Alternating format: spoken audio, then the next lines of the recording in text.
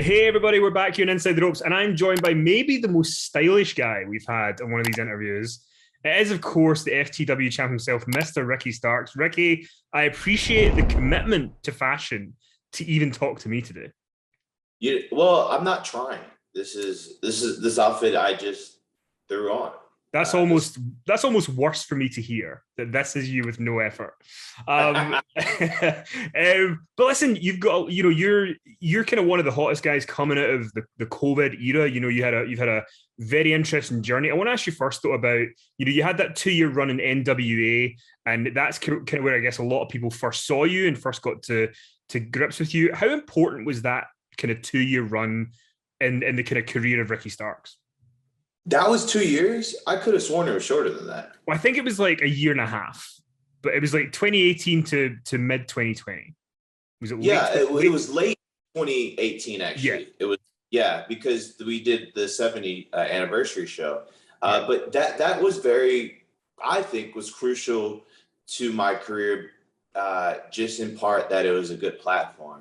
Mm-hmm. I mean, to be honest with you, it was all a part of my plan to begin with. Like, I already knew what I was doing when I signed up for NWA, and I kind of had already predicted my future with them, or the future of the company in itself, in terms of my career path. So Mm-hmm. it was very, very important for me to have that happen, just because it was a way to get people more introduced and acclimated to me Mm-hmm. as a performer, and I can sharpen my skills a little bit more in that type of environment. Yeah, for sure. Oh, yeah, and then obviously that you said you had a career path in mind that led Yeah. you to the open challenge with Cody in AEW. How did that come about, and how do you kind of prepare for an opportunity like that that initially is a one-off thing, but you're looking to make it more than that? Well, the funny thing is, and I've said this in interviews before, is that the challenge came out of nowhere. Like, I was contacted by AEW about doing it, but the funny thing is I had kind of predicted it in my head. Like, I kept having this vision of me walking out and me cutting this promo against Cody for the title and this and that. And that was on a Thursday, Friday, and then on a Sunday, I got a text message asking if I wanted to do it. So I'm a huge proponent of manifesting things and whatnot. And I kind of believe that was the situation at hand. To me, though, having the match, because mind you, this was during COVID, so I didn't even know this was going to lead to anything. Mm-hmm. I left thinking that this would be a great way to, raise my stock and price when I went back to the Indies. I didn't expect to get a contract whatsoever. And so it was even a better moment in a sense, because I was offered something just off of a match. That was essentially a tryout match on live TV. So that's pretty cool to have in my little, back pocket there. Yeah. But yeah, man, I didn't expect to get signed at all. I just thought once we got out of the COVID era, that maybe that we would, circle back around and see Mm-hmm. about signing on. So and how you do the match with Cody? How long is it before you get asked? Do you want to sign with us? Like, how The next, long was that? The next week. yeah, so the day that it aired actually was the day that I was offered something. And do you what I mean? What was going through your mind when like you said you're not expecting it, and it's like you're in the middle of coronavirus and you've got a contract offer?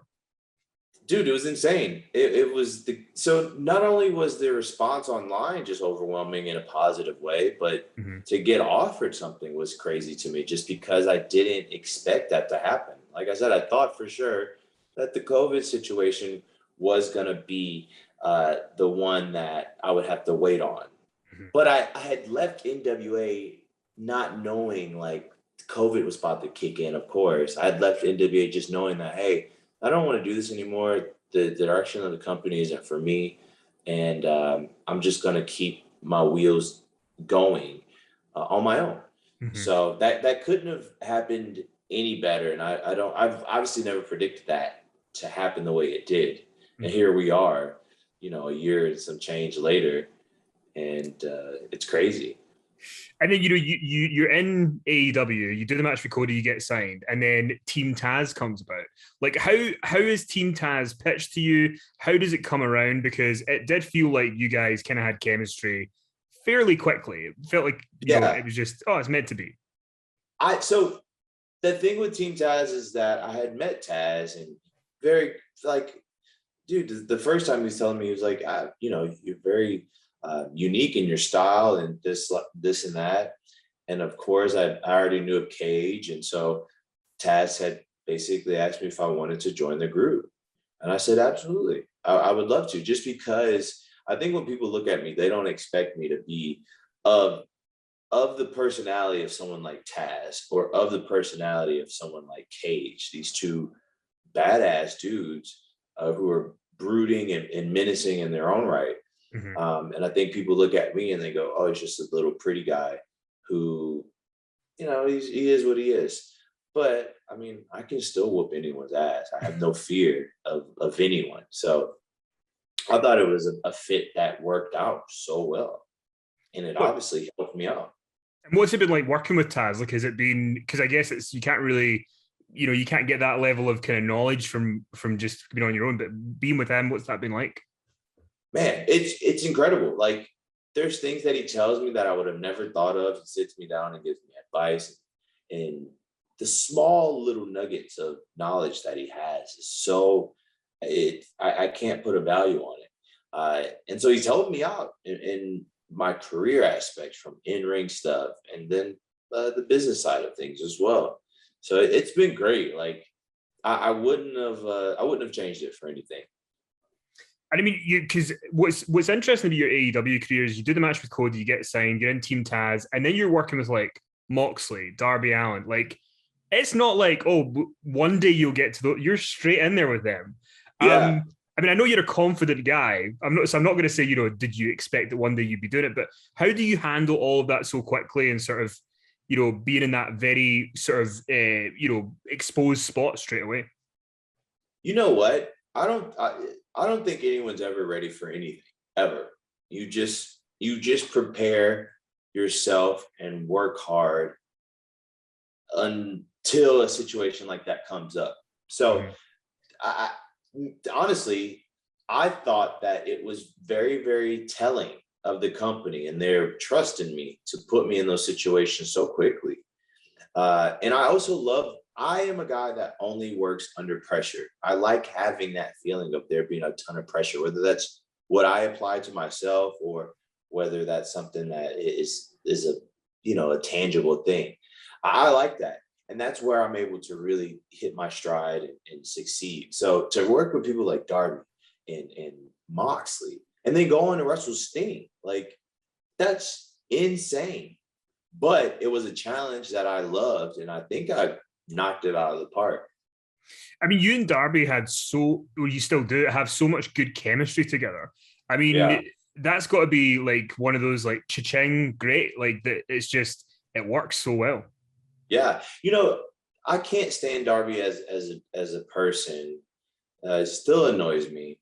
And I think it's the face paint, the half face paint. But I can't deny the fact that that dude has something that obviously everyone else can feel.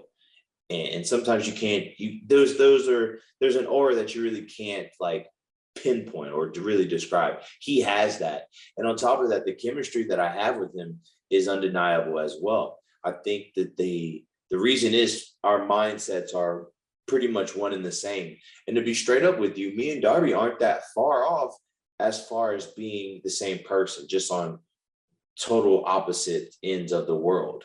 Two guys that came from the indies that really weren't popular, that really weren't given a chance at certain companies and whatnot, and knew that their value was always that of much more than what these companies were willing to offer or what they saw.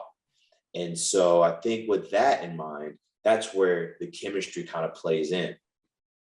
And you mentioned COVID. We've mentioned that a few times. What was it like for you, kind of working through? At various points there was just the wrestlers around ringside. Then there was like 500 fans. And now it's back to, I don't want to say normal because I don't want to jinx it, but like it's pretty much there. How has that process been?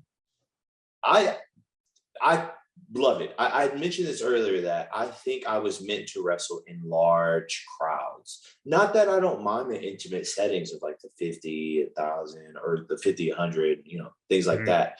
But I think having these people back is such a great thing.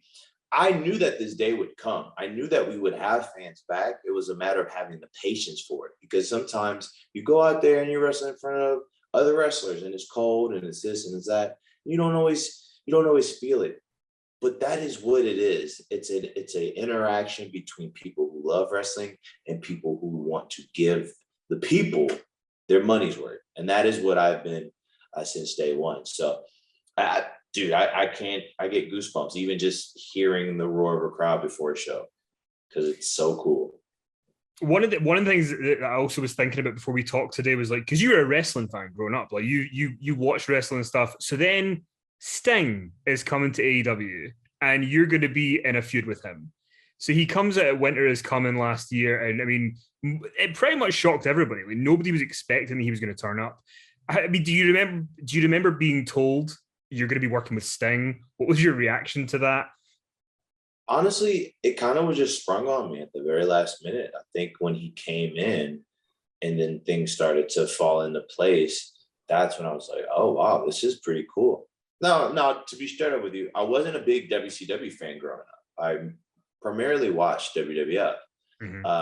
But obviously Sting was a huge, and still is a huge name, even outside of that WCW banner. So trust me, it wasn't lost on me, the magnitude of what was happening, being in charge of this guy's first match in like 6 years and coming back from that. I can't fathom it, man. That's the hard part. It's hard to fathom these things, because who would have thought? I would have never thought that when I was younger, ever. I mean, because you guys do this match at Revolution, it's cinematic. And, there's obviously, I guess, a little bit of pressure there from the standpoint that Sting had only been cleared now to do this. How was that experience of doing a cinematic match and it being Sting's first match in like 6 years? Well, let's go ahead and give it a title. It's a good headline to say, this was the best cinematic match ever, by far. And there's no one who can argue with me on that. It was the best cinematic match that you will ever see, and it cannot be topped. It was a crazy experience because we were filming until 4 a.m. and it was raining and it was cold, and we were in a big abandoned like textile factory, basically. And every one of us went hard as hell. We made sure that we combed over every piece of idea, scenes, things like that we could have. To have that with Sting, and for Sting to put his trust into us, that was very, very cool. That was a huge honor. It was great. It was an amazing match. And the last thing I want to ask you is about, obviously you're the FTW champ. I'd asked Tony Khan a few months ago, like, the FTW championship seems like something that would be featured more in AEW than it is. And Tony Khan had said there are sort of big plans for it. Do you think when Rampage starts that's going to be a chance for more you guys to do more with the FTW title and to kind of, explore that belt a little bit more? Well, now that I'm the FTW champion, there's things that I want to be put in place and put in motion, obviously. And I'm not a type of talent that you can just have off TV for long lengths of time. So I think Rampage is a good opportunity to at least maybe I'm willing to say it. I'm willing to be the one to go on and defend the title, whether it's recognized or not. It's still a championship title that people know of. So I would love for that. I would love for Rampage to be that platform, and I would love for Dynamite to be that platform. I would love for Dark. Let's hit all three, So I think it'd be cool and a bit fitting to have the FTW title featured on there, especially on Fridays. Where I'm from, ECW used to air on Fridays on another channel. So, I think that'd be pretty cool to have.